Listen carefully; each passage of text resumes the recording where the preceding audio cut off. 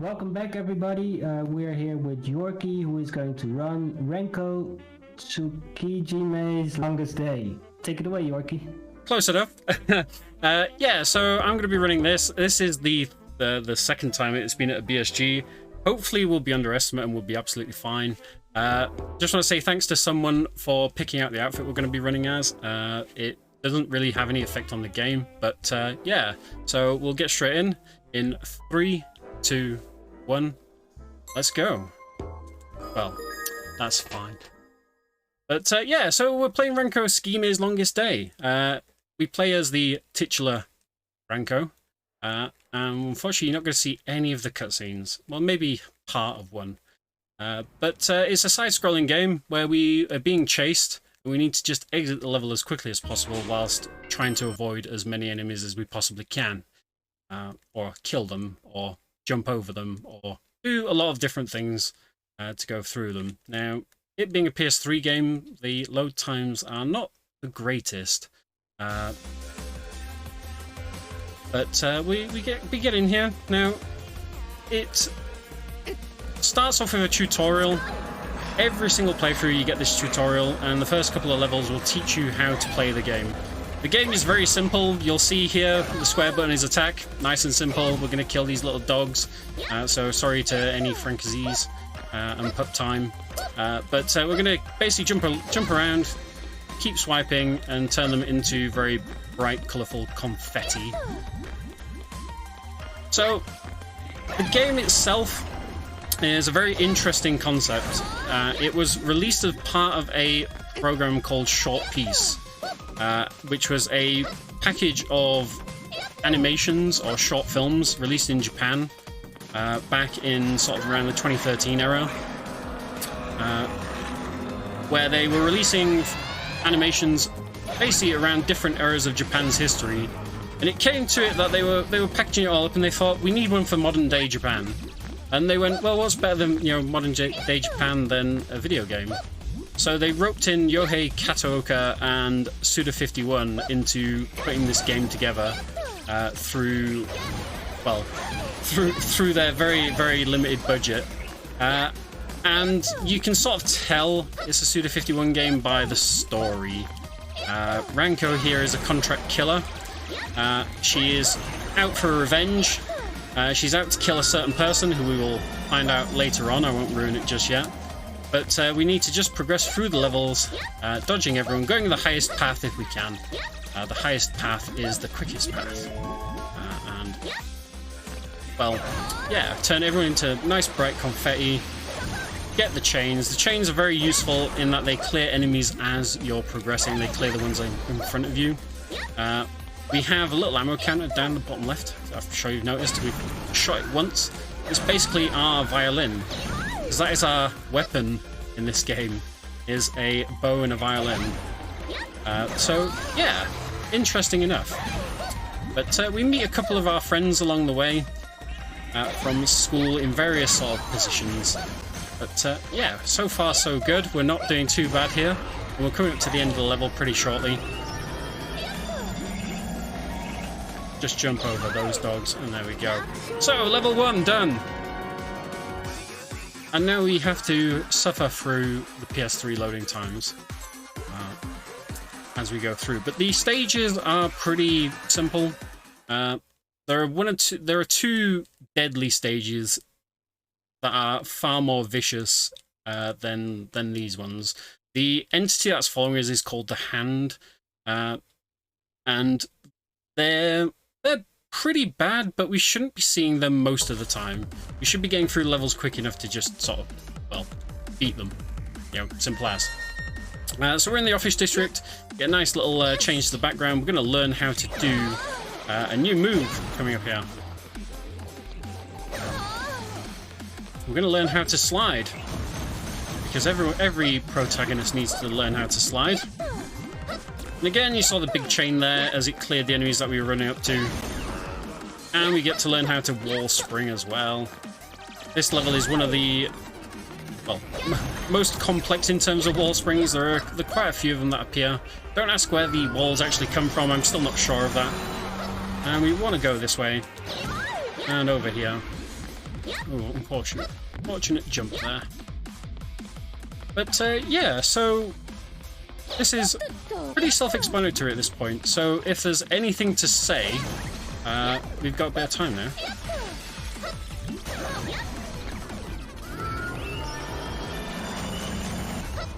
Yes, I have some incentives to plug for the Star Wars The Force Unleashed 2 run that will be taking place tonight at 3:35 Central European.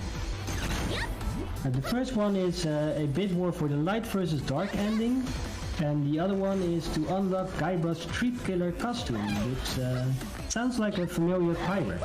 That sounds amazing. Gold. I'm really curious to see what it looks like.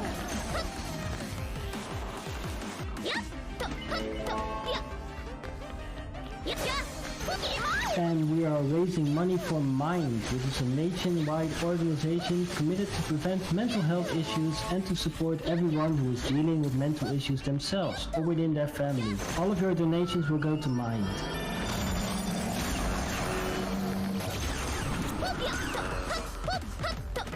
Okay, so you may have noticed little red and white striped boxes as we're going through the levels that we're picking up. They have no value.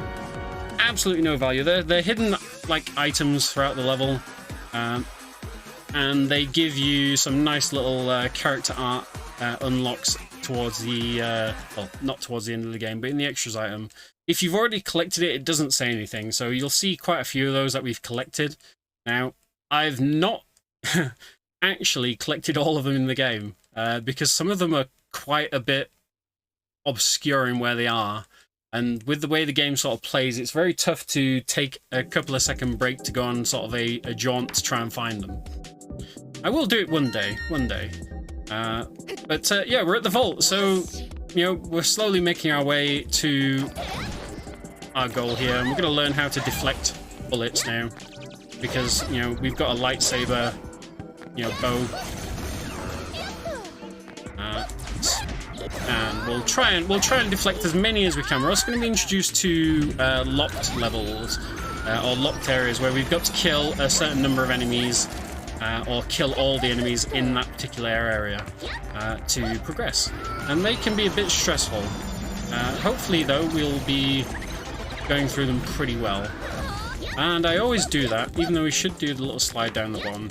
It's kind of muscle memory at this point. It's really bad muscle memory. But we're going to keep going. We don't need to go up there. There's a box up there, but it's one of the few places where going up doesn't save us any time. And we're going to go drop. Brilliant.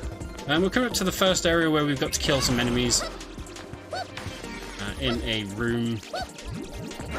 I say this as it's probably not going to be near now. Go away, bomb. So yeah, we basically want to try and stay on top of all of these platforms. Going down is very, very slow. We don't want that. We don't want to be slow in a speed run. And let's keep going. So we're turning more of them into confetti, and that's another area we want to go down. We could go up there, but it doesn't save time. As you'll see here. This one does, though. We want the boost pad. We want to go fast. So we're going to do that. Here's the first room with the amount of enemies we need to kill. And we'll try and not do the swag strap apparently. And we'll just shoot forward. That is a tiny bit of time save. Because you can also shoot the gun forward. It doesn't really tell you that in the game. But you can shoot forward. And there we go. We're out of the vault. Apparently the vault doesn't have like a normal entrance at the back. So slowly moving on. There's only 10 levels to the game. There's only 3 boss fights as well, kind of. There are 2 sort of mini bosses which are a bit of a pain, but they're the levels that we don't really like. So we're going to be moving on here to the hotel when it decides to load. Go.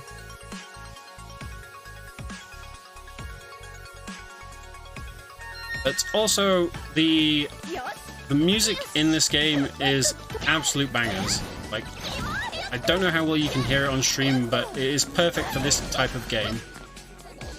And we're going to get to, hopefully, yeah, there we go. Another little box. That bomb is actually slower to kill. The chain that it generates is slower than just killing the enemies normally. Rather stupidly. We go too fast at that point for the game to do the chain properly. But we're going to jump all the way over these enemies over here. To over there, brilliant. And so far we've not met the hand, which is good. This will probably change in this level.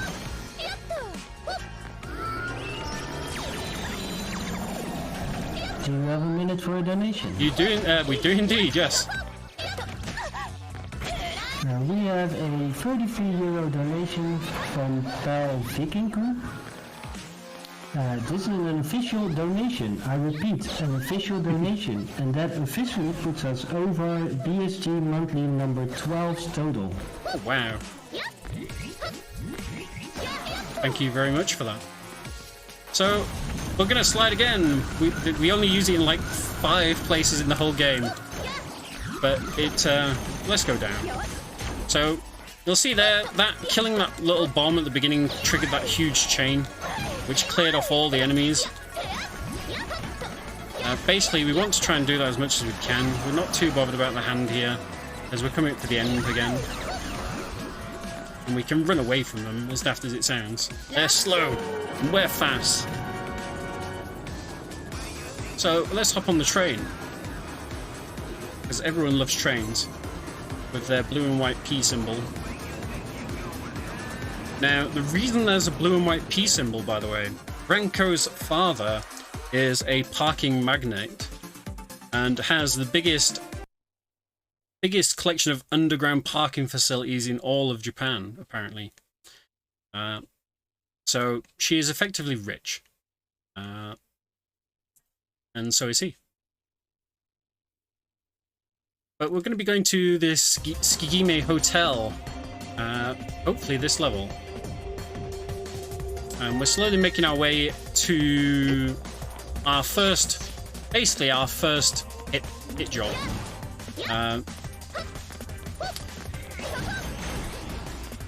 So we're going to keep going. Look at all the little rooms in the background, all the colourful screens. This is the kind of hotel you totally want to be going to sleep in, you know, with the rooms all kind of like weirdly disjointed. So we should have gone up. You can see here, this is like why you tend to go up the path. You've got a lot of way to make, a lot of height to make back up if you go down. But we're gonna get a nice little chain and get the boost pad. There we go, and go up. And we're gonna go down again apparently. And we're gonna slide. And we're gonna go up again. Only just, that's fine. So, each level will give you a kill count. There's no achievement for killing, as far as I know anyway, for not killing anything. So you do your best to, you know, kill a reasonable amount of enemies on the screen as you go. And we're just going to keep sliding. But yeah, this has a lot to it in terms of like getting precision right. Admittedly, I don't get it all the time, but the jumping is very, very satisfying when you go for a level and you clear it without any issues. So here's the second room. We're gonna hopefully... Okay, we didn't get the swag strike, which is to kill that bomb with the gun. You can jump just high enough to get him. Again, that's fine. It's the end of the level. So we're slowly making our way to our first hit contract, I guess? Oh yeah, our first contract. That makes more sense than hit job. So, unfortunately, you're gonna miss it. She has a little violin case with the numbers 51 on it for good old Suda 51. This is the slow scene I've been having issues with, but we'll do our best. In fact, I think we've skipped it. Yeah, there we go. but we're loading past it now. But yeah, we go out and kill a very evil person. And it turns out not to be our best idea. Midway through, just after we literally shoot the gun, we get told to not to. So we're going to come up to our first boss battle, two people called Night and Day. And they are very interesting characters, and somehow we've ended up in a very interesting place. We're in a silo somewhere, and what's better than being at the bottom of a silo than a big set of crushing, drilling jaws. So they've got guns as well, which is very, very useful for them, not for us. So I'm going to try and get the swag attack in this. As long as Night or Day goes to the spot. So that's not it. He's not going there, that's fine. So hopefully one of them will appear up here. Oh, he did, but we didn't get it, unfortunately.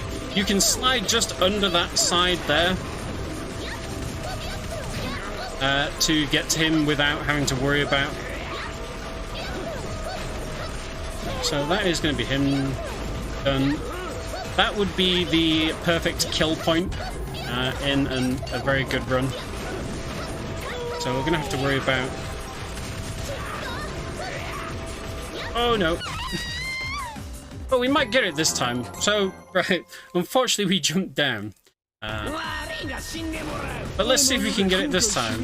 Thankfully this boss is very, very quick. And I've got enough time in my estimate this time around for to die, so...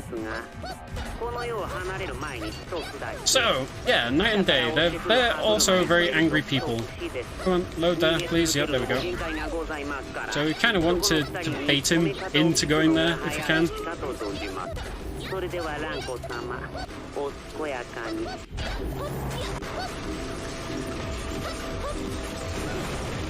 There we go.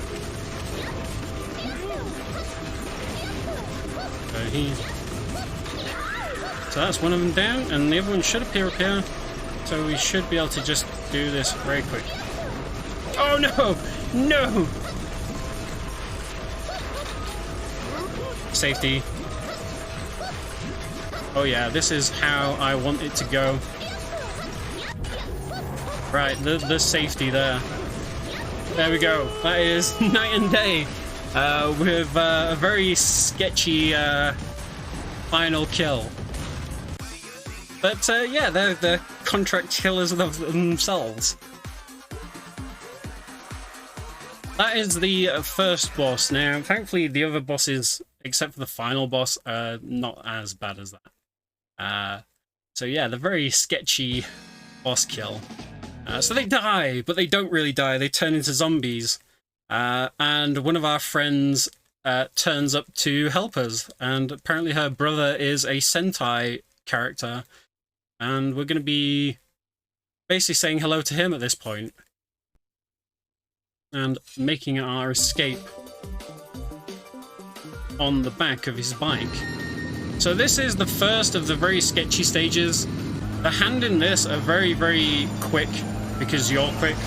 If they were normal speed, this would be a cinch. But yeah, they're very, very terrible part of the game, this. So we're going to get rid of them there. We kind of want to have a two-shot buffer as much as we can here, because of them being very quick to get back to us. So that's fine. And we want to try and time our jumps to go up again, because going down in this particular level is very, very scary. You don't have much leeway in terms of, well, surviving.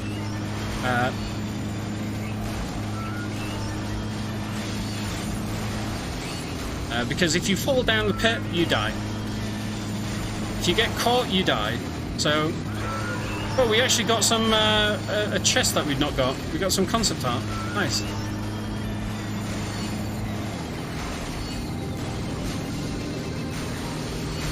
So, two-shot buffer. and we should be fine. So again, we're going to try and stay on the, at least as high as we can get, until we get to the ending part of the game. Because all roads lead to the same spot. Yeah, he's got a motorbike that transforms, by the way. It turns, well, you'll soon see, but it turns into something very, very cool. Okay, we should be coming up on the ending of this particular level. Here we are. So we're just going to shoot them just to waste our bullets. This is the end. So Ranko and Ren. Now, unfortunately, we're going to say goodbye to Ren. So new concept art unlocked. It's slow. It has a little window. We don't want that. So we're going to say F to Ren in a couple of seconds. You might see him. Oh no, we're going to crash his bike. So we're going to meet another friend of ours called Kirara here. And Kirara has had a, you know, it's probably her longest day as well. And yeah, she's now a dragon. You know, she has a little flower in her hair. So we have 3 points we need to kill here. The wings, the feet, and the tail. That unlocks the head, basically. So if we can do that, that's good. And we have a little safe spot up here in the top left. She's going to do a charge attack now. And we're perfectly fine up here in this corner. On our, you know, bike that now can fly and turn into a jet.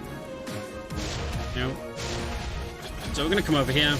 Now we need to just be out of range of her tail, because she has a very annoying tail. That does that.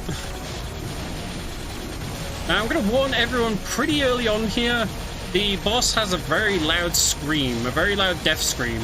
That was very close. A very loud death scream at the end, so I'm going to give you a warning now, just to be aware. And I'll let you know when it's coming, so you can turn down your stream audio just to not be deafened. Yeah, she doesn't have a charge attack. We need to take out her tail or her feet, whichever one we've not done. Dragon feet, it seems. So we can come over here. We should be. Yeah, there we go.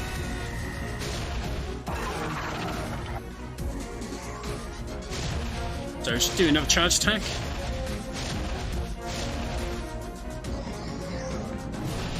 And we're just going to stay in our little safe spot. And we're going to go for a face. Now, we need to, you know, you can imagine you've seen her throwing loads of, you know, lasers out of her mouth. We need to be very, very cautious about her face here. Not so much her tail. Well, it does a lot of damage. It's...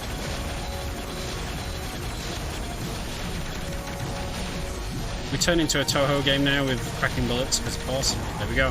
So yeah, if you turn your audio down now, she's gonna scream.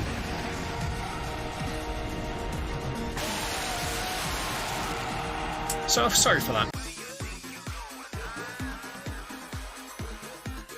But yeah, that's Kirara. She is also our friend. Well, not at the moment. We killed her father. Her father is the underworld boss, mob boss. And there's Ren. The Sentai, and that's our sister. We apparently have a sister. We'll see her again, don't worry. She has 3 eyes. We also have a red eye. It's why we wear an eye patch. But yeah, so we're going to be meeting another interesting character right here. Now, if you've ever known Yohei Kataoka before, he has a very interesting animal that he puts into a lot of his games. We're going to meet it here. Say hello to Pom Pom. Pom Pom the painful Pomeranian. Pom Pom has killed more runs in this game than any other boss, even though he's not really a boss. So say hello, Pom Pom. If you have any dog emotes, now is the time to spam them, because we're going to be petting Pom Pom quite a bit through this particular area with our gun to keep him away from us, because he has quite a range on his bite and we do not want to get caught in it again. So we're just going to shoot him there as well, because we were getting caught. So the good thing is that he waits for us at the little barrels, little walls. He just sits there and waits for us, which is really, really nice of him, but he gets a bit close for comfort sometimes, and we don't like that. Like there. You know, we don't need that pom-pom. Leave us alone. What we have done to you except for shooting you like 2 or 3 times. You know, it's fine. You know, you can survive that. So we're going to try and get all these boost pads because A, pom-pom is an absolute pain. If we don't, he will generally try and almost catch up with us. We want to go up. Don't ask how he's flying, by the way. I'm not sure. Physics. Once again, we're going to go up because he's going to sit down there doing his little pom-pom shuffle. And we're going to go down. And we're going to shoot him. Stay away, pom-pom. We don't want you. We're going to go down because it's not too much of a time loss here. I'm going to shoot him again because he's getting very close there. Again, 2-shot buffer. We kind of want to keep that as much as we can, just to make sure pom-pom doesn't try and snatch us away right before the end. You know, he didn't do that before. And we're going to go up and up. And we're going to get a boost. And we're going to go down. So again, yeah, going up in this particular level is far better than the downward path, even though pom-pom doesn't really care. There we go. Goodbye, pom-pom. Also, we've unlocked the gate to hell. Welcome. This is what the gate to hell looks like. So, one thing that unfortunately you miss whilst we're doing the any % run is the cutscenes of this game. The cutscenes all made by very different animation studios, as far as I'm aware. So they're all completely different. We have a few characters that we meet once and we never meet again. There are a couple of characters I've never met in this game that are apparently enemies that you meet up. But welcome to the final boss, and time's coming up pretty soon. Pom-pom's just going to be there, happy in the background. Our father is a luchador. We don't know his name, he's just literally father of Ranko, Mask Man. And like any luchador, you know, we need to demask him to defeat him. And our sister is here with us. She's pretty okay here, so we need to try and get him to do the belly flop. The belly flop is the best attack he can do for us. Mainly because he will, well, so that's fine. Where are you going? So we need to run up and attack him. We've got obviously less lives than him, but he has these stages where he will do an attack, and we want to go for the right one. So far, so good. Hopefully RNG is good to me. Pom-pom's our mascot at this point. So our sister's going to become a pain now. She is going to be very, very helpful here and go and try and demask us as well. And we don't want that, so we kind of want... We want her to... So, we want to avoid her as much as possible as well. So we might be able to just get here. No, we're not gonna. We might just get him. Yes, that's fine. So he's gonna do another couple of dive bombs at this point with a lot more of his friends. We want to just see where he is in the list, because he will always fall first. So he's all the way over there. So we kind of want to avoid or ignore the other enemies if we can, and not walk into them like I just did. Okay. This is not good. We might just get there. No. Okay, we're definitely not doing this very well. Where's Pink? Pink is all the way over there. There we go. And that is actually time. We were very clutch there at the end with lots of deaths. But yeah, we've killed our father. by demasking him. And that is Ranko Tsukigime's longest day. Apologies for the very short notice on time. But that was actually not bad RNG for a change on the final boss. As daft as that looks. But yeah, you get to see a cutscene here. That's our father. He, you know, turns into like a 90-year-old rotting corpse. And we're here with our sister underneath the tree. And we're gonna pay thanks to our sister right now for all the help she has given us throughout this game.